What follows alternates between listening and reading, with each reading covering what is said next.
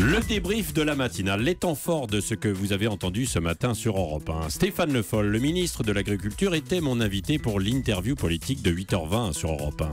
Après la deuxième suspension hier de la cotation du porc breton, les éleveurs en ont appelé au Premier ministre, mais Manuel Valls maintient sa confiance à Stéphane Le Foll. Oh mais moi, tant que le Premier ministre et le Président ne m'ont pas dit de quitter mon poste, et c'est pas le cas, je ne vais pas rentrer dans ce jeu qui consisterait pour un certain nombre de professionnels à aller chercher le Premier ministre pour court-circuiter le ministre. Moi, je suis en contact avec le Premier ministre de manière régulière. Qu'est-ce qu'il vous dit ? On a discuté de la situation et quel était l'objectif qu'on poursuivait. Quelles étaient les conséquences de ce qui avait été décidé sur le marché au cadran. On discute, bien sûr. Stéphane Le Foll, qui était mon invité tout à l'heure à 8h20. Un mois de juillet noir sur les routes de France. Le nombre de tués a augmenté de près de 20% par rapport à l'année dernière à la même époque. Une hausse de la mortalité qui relance des propositions comme la limitation à 80 km/h sur les routes secondaires. Réaction au micro européen de Simon Rubin à 8h. On a perdu là dernièrement, un an de temps, on a perdu 4 personnes. Et des gens de Fontenay.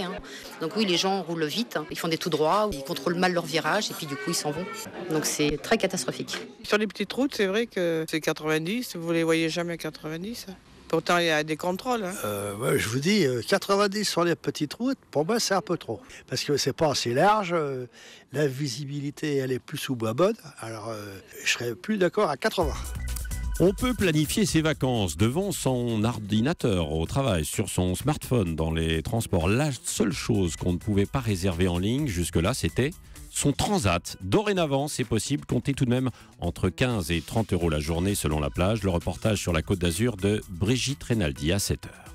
L'idée de départ est très simple, c'est d'éviter de trouver porte close quand on arrive sur une plage et de tout pouvoir organiser à n'importe quelle heure, 7 jours sur 7. Maurice, propriétaire de la Mala à Cap d'Aille, 80% de sa clientèle est habituée à tout réserver par Internet et désormais, évidemment, les matelas. Au niveau transat, on est souvent complet. S'ils ont le bonheur d'avoir réservé un transat, c'est mieux. Comment ça se passe, Maurice, avec la société de Gamoyels ? Il dit, voilà, j'ai tel client qui vient à telle heure, tel jour, etc. Et on se met à son service.